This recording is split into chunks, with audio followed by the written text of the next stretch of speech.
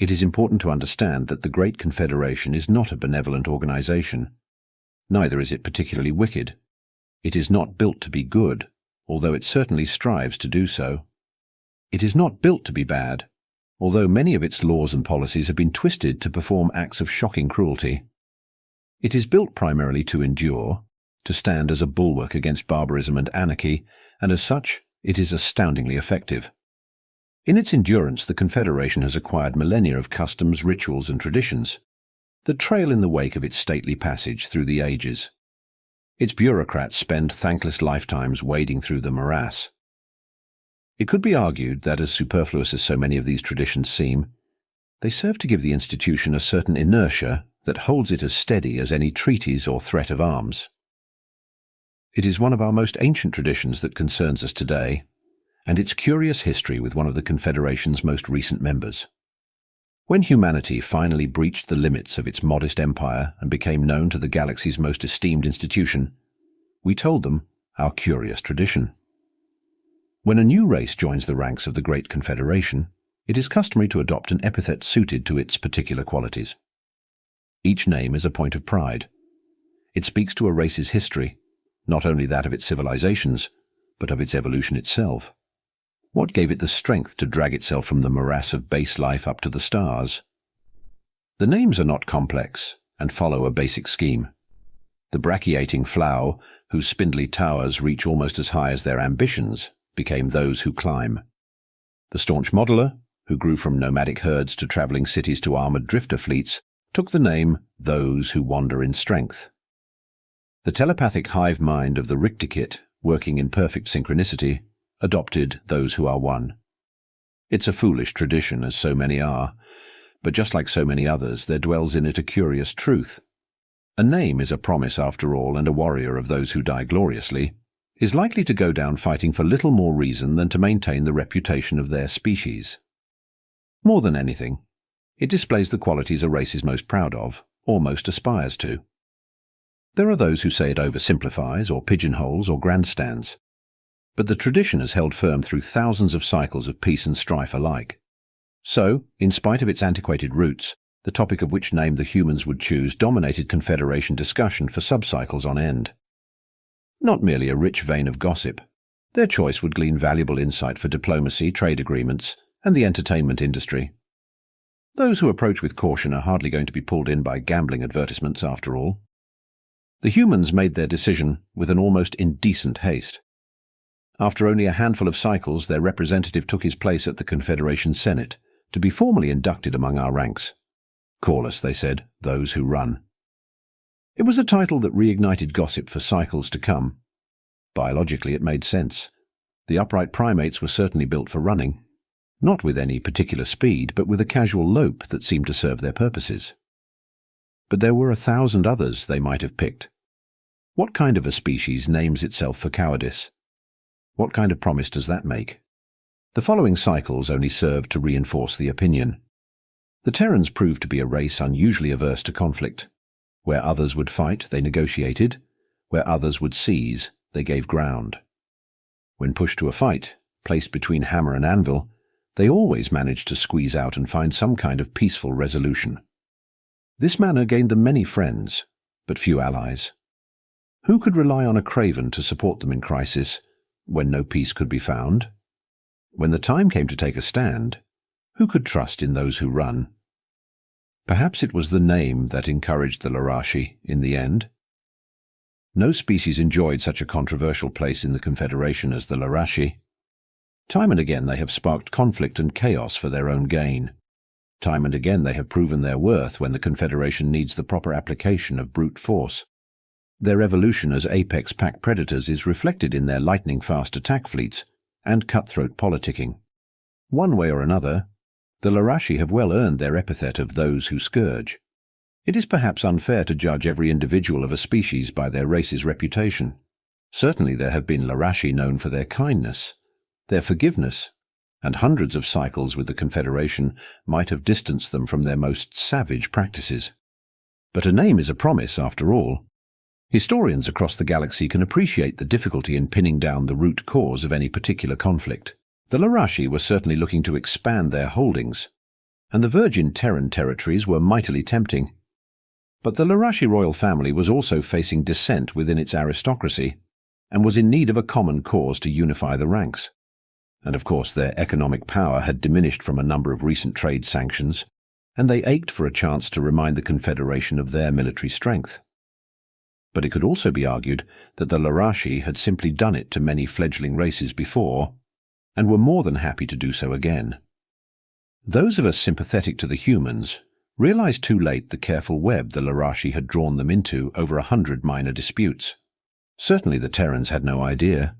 They had been in the Confederation a scant handful of cycles. The Larashi had navigated its legal morass for centuries.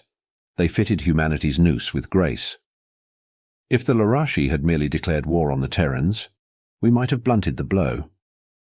There are a number of Confederation bylaws and procedures in place for these kinds of things, ones that the victims of the Larashi have relied on in past conflicts.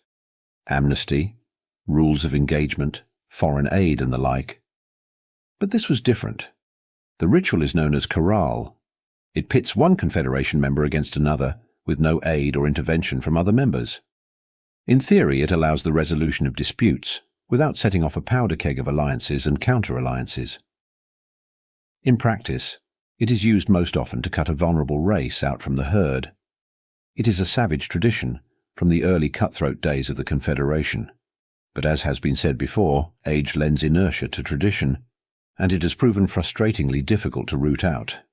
To declare Carol requires highly specific conditions to be met, ones the Larashi had carefully engineered.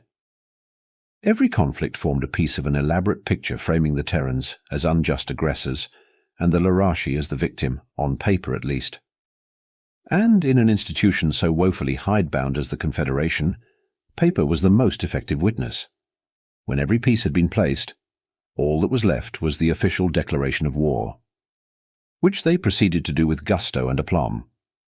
On the floor of the Confederation Congress, under the eyes of 1,000 delegates, the Terran senator begged the Larashi to reconsider. They were a fledgling strength, he said. This war, and all that happened next, would define the future of both races. The Larashi senator laughed in his face. A laugh from those whose scourge unnerves everyone else in the room. Few predators manage to ascend to sentience, and the sight of their cruel, sharp teeth stirs primal fears long buried beneath the veneer of civilization. He drew forth an elaborate scroll, the official declaration of war, and cast it at the Terran's feet. He spoke the ancient challenge. "Carol," he said, "embrace us not. Our gifts are blades now, and cut at your hands. Call not to your allies, their doors are closed to you. Sue not for terms, they shall be denied. Flee to your dens, gather your strength, and make your stand. We are coming." The Terrans had a modest fleet, capable of chasing off pirates on their trade routes. And of course, as soon as war had been declared, they began the long process of warship production. Factories not used since before humanity's unification cranked into life. But it would be long cycles before they could form defenses across their worlds, and the Larashi had long planned for this war. Indeed, their stockpiling of military assets was the subject of one of their many political conflicts with the humans. Until they could properly mobilize, the Larashi had their pick of the Terran territories. The only question was which planet they would hit first. The Cornico stars were a tempting choice. They lay closest to Larashi territory, and would make a fine addition to their holdings.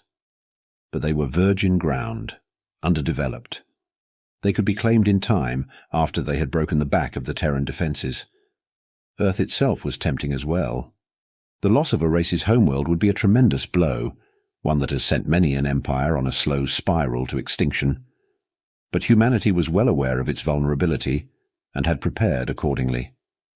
More than a quarter of their forces were positioned to defend their home system.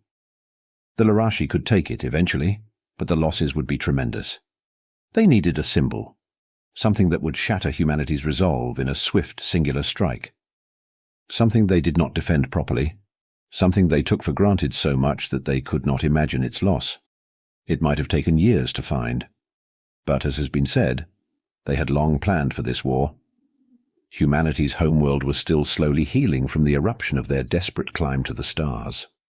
It would take hundreds of cycles to scrub the poison from its seas and skies.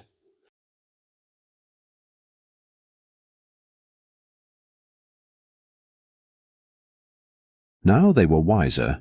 Their new worlds were developed with a careful eye on their ecosystems. But even among its harmonic compatriots, Avalon stood apart. Avalon was their chance to be better. The citizens of its cities were wardens of the planet, not its rulers. The trees stood tall, the animals roamed free, and the fields of tall grasses stretched from one horizon to the other. The planet stood as a symbol of everything the Terrans aspired to, or at least it did. Those who Scourge descended upon Avalon like wolves on the fold. For the first time, its residents looked up to see fire in the night sky as lasers seared through the meagre defences. The Terrans fought with courage, ferocity and desperation. It didn't matter. Within hours the Larashi had taken the planet. They might have abducted the native humans, shipped them off for chattel. They might have hung their banners from their city walls, taken their forts, looted their treasures. Those who Scourge might have chased off those who run and ruled comfortably over their new holdings. But a name is a promise, after all. They took no captives on Avalon. They claimed no prizes, landed no colonists, plundered no resources. They glassed the cities with plasma bombardment and set the very atmosphere ablaze. The fields and forests burned, the seas boiled, and the animals within them died bewildered to their fate. Humanity's shining jewel was left a black, lifeless rock. The Larashi made an example of the world. It taught the Terrans a lesson. There was no act taboo under Carol. The only hope of humanity's survival lay in unconditional surrender. The counterattack was inevitable. The Larashi had cut humanity to the quick. There would be a single furious retaliation lashing out at their hurt. But it would be the fury of a wounded beast. The next strike would be weaker, and the next weaker still. Those who Scourge had evolved from deadly predators, worrying at the flanks of larger prey until they collapsed. This kind of war was second nature, so the human assault on the Larashi stronghold of Vakalat was hardly unexpected, nor was its ferocity. The scale of the attack, however, merited comment. The Terran military was a paltry thing, stretched thin to cover their merchant fleets. But now it was the Vakalat's turn to look up at the night sky as it filled with 1,000 new stars. No guardians of the merchant fleets these, but the fleet itself. Cargo haulers, mining ships, tuggers, now crudely mounted with whirling rotary cannons, single-shot railguns and cheap missiles. The Larashi, proud warrior fetishists of the military elite, learned a human term that day: technicals. They also learned the effectiveness of weapons that are not weapons. Rivet guns, plasma cutters, and mining drills seem hardly practical for the purposes of warfare. But when a Larashi battlecruiser is swarmed by a half-dozen ships with empty magazines and fried railgun coils, charging at the larger prey to worry its flanks, the argument falters at about the same time as the fuel tanks. Vakalat was a fortified planet. Its forces were formidable, its captains seasoned.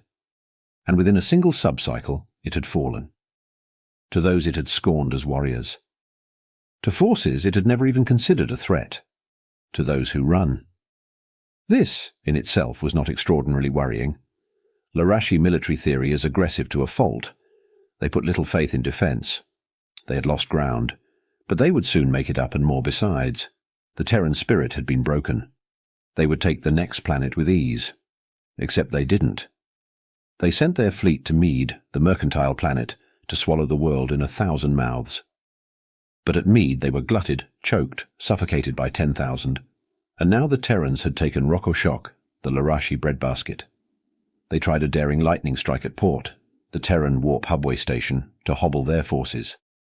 But at Port they were turned aside, and then the humans had claimed the shipping yards of Berikani, and the Larashi found themselves hobbled. They burned the technicals in droves, but now the humans were manufacturing true battleships, faster than anyone could have imagined, and they were terrors. The Larashi were masters of war. They had sneered at the crudely rigged merchant vessels. But now they could appreciate these new ships with an expert's eye. They traced the cruel, graceful lines of the prows. They admired the engines, envied the shields that shrugged off their fire, feared the searing lasers that tore their own apart. At every battlefield the Larashi looked upon those ships and measured their own destruction to the erg. On the floor of the Confederation Congress, the Larashi senator called for a new motion. His bearing was still proud, his sneer unyielding. But there was a hesitance to him, an uncertainty that had not been there before. He called the Terran senator to the floor. This war had cost both factions, he said, and the Larashi had proven their point. The ritual of Corral would be called off. Those who Scourge would withdraw their fleets, the Terrans would return to their systems, and 1,000 Confederation subcommittees would swoop in to provide aid to the war-torn nations. It was a good deal. Those who run had proven themselves unexpectedly vicious in battle and had expanded their holdings considerably from the conflict.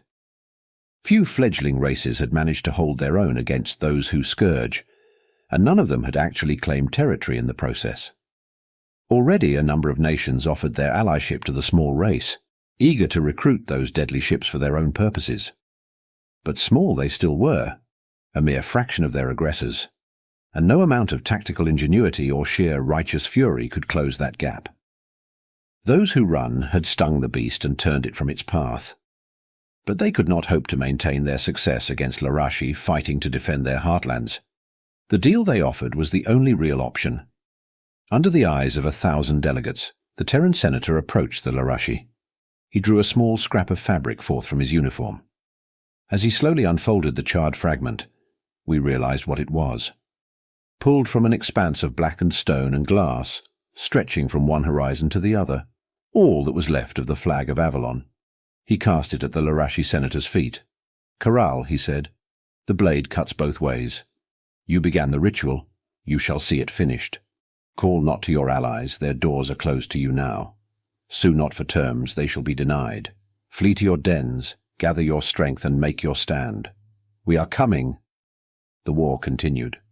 The Larashi tried every war trick they had learned in 1,000 lifetimes. They laid elaborate traps, picked away at Terran fleets, made glorious last stands. The ships of humanity, dreadful dreadnoughts as they were, could still be tricked, trapped, dragged down by numbers. Their burnt-out husks became a common sight among the Larashi territories, but it was never enough. The Terrans laid traps of their own, fought as well as those who Scourge. Every Terran ship their Larashi burned took a score with them, and more than that was their sheer, overwhelming relentlessness. No matter how many were killed, more came in an endless tide. In ravaging those who run, those who Scourge had stumbled across something completely unexpected. An equal in war, perhaps a superior. And that was the true tragedy to the Larashi. If they had nurtured the humans, joined forces, they might have taken on the Confederation itself. But in their pride they had wounded a beast and now felt the full measure of its claws. Slowly, quietly, we and the other nations withdrew our offers of allyship to the Terrans. We had mourned them as victims, rooted for them as underdogs. Now we feared them as monsters. Belatedly we remembered what the Terran ambassador had said. This war, and all that happened next, would define the future of both races. We remembered how desperately he had pled for peace. Only now did we realize what exactly he had tried to hold back. The war continued. The Terrans cut a hole into the Larashi territories and poured into the wound in droves. Those who Scourge could not stop them, any more than they could stop the moons in their orbits.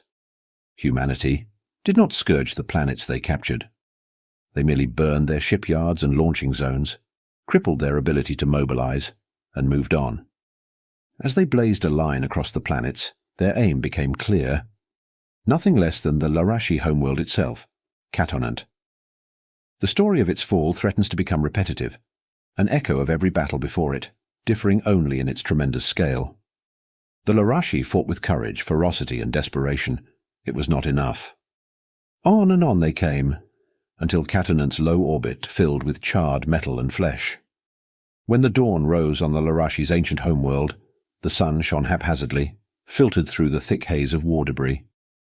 And it dawned on a Terran flag. The war continued. Catonant was theirs. They had cut the Larashi to the quick. There was a furious counterattack, of course, but it was the fury of a wounded beast. The next strike was weaker, and the one after that. They were bleeding out now, on a slow spiral to extinction. But the Terrans were not content to wait. They had taken the homeworld, true, but they did not hold a planet responsible for the genocide of Avalon. Nor did they blame the entirety of the Larashi race for the war crime. No, they knew where to lay that blame. The Larashi royal family, whose word has been law for time immemorial. It was on their orders that Avalon burned. He called the Terran senator to the floor. This war had cost both factions, he said, and the Larashi had proven their point. The ritual of Corral would be called off. Those who Scourge would withdraw their fleets, the Terrans would return to their systems, and 1,000 Confederation subcommittees would swoop in to provide aid to the war-torn nations. It was a good deal. Those who run had proven themselves unexpectedly vicious in battle and had expanded their holdings considerably from the conflict. Few fledgling races had managed to hold their own against those who Scourge, and none of them had actually claimed territory in the process. Already a number of nations offered their allyship to the small race, eager to recruit those deadly ships for their own purposes. But small they still were, a mere fraction of their aggressors, and no amount of tactical ingenuity or sheer righteous fury could close that gap. Those who run had stung the beast and turned it from its path. But they could not hope to maintain their success against Larashi, fighting to defend their heartlands. The deal they offered was the only real option. Under the eyes of 1,000 delegates, the Terran senator approached the Larashi. He drew a small scrap of fabric forth from his uniform. As he slowly unfolded the charred fragment, we realized what it was. Pulled from an expanse of blackened stone and glass, stretching from one horizon to the other. All that was left of the flag of Avalon. He cast it at the Larashi senator's feet. "Corral," he said, "the blade cuts both ways. You began the ritual. You shall see it finished. Call not to your allies, their doors are closed to you now. Sue not for terms, they shall be denied. Flee to your dens, gather your strength, and make your stand. We are coming." The war continued. The Larashi tried every war trick they had learned in 1,000 lifetimes. They laid elaborate traps, picked away at Terran fleets, made glorious last stands. The ships of humanity, dreadful dreadnoughts as they were, could still be tricked, trapped, dragged down by numbers. Their burnt-out husks became a common sight among the Larashi territories. But it was never enough. The Terrans laid traps of their own, fought as well as those who Scourge. Every Terran ship the Larashi burned took a score with them, and more than that was their sheer, overwhelming relentlessness. No matter how many were killed, more came in an endless tide. In ravaging those who run, those who Scourge had stumbled across something completely unexpected, an equal in war, perhaps a superior. And that was the true tragedy to the Larashi. If they had nurtured the humans, joined forces, they might have taken on the Confederation itself. But in their pride, they had wounded a beast, and now felt the full measure of its claws. Slowly, quietly, we and the other nations withdrew our offers of allyship to the Terrans. We had mourned them as victims, rooted for them as underdogs. Now we feared them as monsters. Belatedly, we remembered what the Terran ambassador had said. This war and all that happened next would define the future of both races. We remembered how desperately he had pled for peace. Only now did we realize what exactly he had tried to hold back. The war continued. The Terrans cut a hole into the Larashi territories and poured into the wound in droves. Those who Scourge could not stop them, any more than they could stop the moons in their orbits. Humanity did not scourge the planets they captured. They merely burned their shipyards and launching zones, crippled their ability to mobilize, and moved on. As they blazed a line across the planets, their aim became clear, nothing less than the Larashi homeworld itself, Catanant. The story of its fall threatens to become repetitive, an echo of every battle before it, differing only in its tremendous scale. The Larashi fought with courage, ferocity, and desperation. It was not enough. On and on they came, until Catanant's low orbit filled with charred metal and flesh. When the dawn rose on the Larashi's ancient homeworld, the sun shone haphazardly, filtered through the thick haze of war debris. And it dawned on a Terran flag. The war continued. Catanant was theirs. They had cut the Larashi to the quick. There was a furious counterattack, of course, but it was the fury of a wounded beast. The next strike was weaker, and the one after that. They were bleeding out now, on a slow spiral to extinction. But the Terrans were not content to wait. They had taken the homeworld, true, but they did not hold a planet responsible for the genocide of Avalon, nor did they blame the entirety of the Larashi race for the war crime. No, they knew where to lay that blame: the Larashi royal family, whose word has been law for time immemorial. It was on their orders that Avalon burned. Bringing them to justice, however, proved difficult. Before the first Terran ship appeared in Catanant's skies, the royal family had quietly slipped away to a neighboring system. Their absence was not lost on the planet's defenders. Indeed, it was a not inconsiderable factor in their defeat. Still, humanity had been denied their true goal. So they took that system too. Once more the nobility fled, and once more the Terrans followed. When that system had been taken in turn, the royal family split for better chances. Some disguised themselves and hid amongst the Larashi populace. Some paid enormous bribes to other nations to take them in violation of the ancient ritual. Some sought refuge with the pirates in the outer fringes, who paid no lip service to Corral. Still, humanity did not relent. Where brute force did not suffice, they turned to cunning. Their agents infiltrated their havens and tracked down each offending member with an ability that bordered on the uncanny.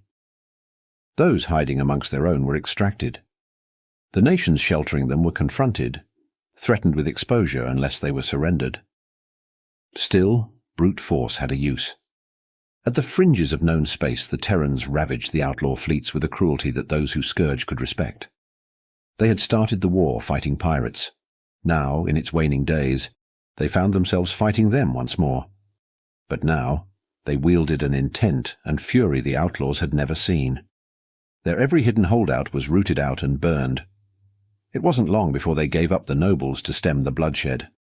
And even still, the war continued. The last free member of the Larashi royal family, the son of the ruling king, fled to the last holdout he had, the planet Ublo, whose unique ionic atmosphere shorted out any technology more advanced than a sharpened stick. His ship fried to a dead hulk, his tools destroyed, he landed on Ublo's surface with nothing but a parachute and his skin. A one-way trip in every sense. But that was all right. He was of those who Scourge, evolved to take its place at the top of the food chain. Ublo was a world dominated by dry, wind-scoured plains, but game could be found if one knew where to look. He could survive here, a banished prince, and keep a shred of his pride. The Terrans would not dare chase him to Ublo. Any who came after him would not be returning. They would have to content themselves with leaving him in exile. He held that certainty close to him. It warmed him on cold nights, gave him comfort in isolation. It kept him going for almost a full cycle, right up until he saw the Terran ship descending and felt it wither in his chest. The ship crashed, as they always did, but like the prince, its pilot landed safely, a single human female, bringing nothing more than her flight suit and a single knife. She looked at the wreckage of her ship, her only hope of a journey home. Then she turned toward the endless plains, and she began to run. There are stories told of the long chase between those who Scourge and those who run. Were we in a more romantic age, it would have been the stuff of myths. As it were, it was relegated merely to historical archives and melodrama. It went on for cycles. A planet is an unfathomably large span to travel on foot. And even though the Terran had landed as close to the Larashi's ship as she could, that reduced it to merely a fraction of unfathomable. She had no devices with which to trace the prince, no vehicle, no medicine. But then again, neither did he. The Larashi are ambush predators, built for quick bursts of speed. They explode out at their prey, all claws and teeth, for that one short chase that determines life or death. A slow Larashi can outpace a fast human on their worst day, but humans are not built for bursts of speed. They are built for endurance, a fact the prince slowly became aware of over his endless flight. The Terran ran slowly, but she simply didn't stop. The Larashi ran as far as his aching legs could take him, but every time he stopped to rest, the distance between them closed. He simply could not escape her. Neither could he evade her. He used the ancient tricks of the wild, crossing streams, avoiding soft ground, doubling back. He laid traps for the human with as much ingenuity as he could conjure. But none of it worked. She could trace him by the bending of twigs, a scent on the wind. She saw through his traps as though she had laid them herself. The Terrans had chosen their hunter with care. The Larashi prince, apex predator that he was, soon learned a human term: persistence hunting. Perhaps if he had faced her directly, he might have defeated her. At the end of things, he was still a killer by nature, and she with no more weapons than a knife. But his courage was gone, his pride broken, his homeland taken, his nation conquered. He could not hope to defeat her any more than his species could have defeated hers. In the end, all he could do was run, and she was much better at that. The Terran occupied every waking moment of his thoughts. He could not even escape her in his dreams. Closer and closer she came, until he ran himself ragged, until he crawled desperately through the desert, until he finally collapsed. When she finally arrived and put the knife to his throat, he was almost grateful. 10 years to the day the Terran ship had crashed on Ublow's shores. A hole opened up in the planet's protective ionosphere. Not for long. Barely time enough for a small craft to descend to the surface and return.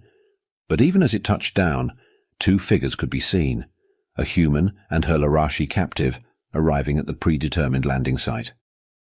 The technology to defy Ublow's particular prisonous atmosphere is not beyond imagination. It could be achieved by a vast team of scientists with the proper motivation. But it is an extraordinary expenditure of time and resources to capture a single individual. It seemed a fitting capstone for humanity's most revealing conflict, the lengths to which they would go to avenge their injustices. And at last, the war ended. We watched in dread fascination as the humans determined the fate of the Larashi. The race was entirely at their mercy. They might claim their entire territory as a prize of war, or make vassals of them.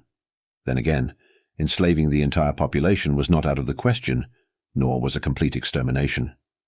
No act was taboo under Karal, and the Terrans had proved themselves a merciless species. But the humans did none of these. They imprisoned the royal family on charges of war crimes. They were shipped to the ruins of Avalon. Already the humans had begun the arduous process of recultivating life on the ruined planet. Already the first basic phages had begun to grow amid the glass and ash. It would take more than 1,000 cycles before the planet regained its former glory. But the Larashi royals would work its earth their entire lives to quicken the process. The remaining nobility, those with too tenuous a connection to claim complicity for Avalon, were gathered at Katonant.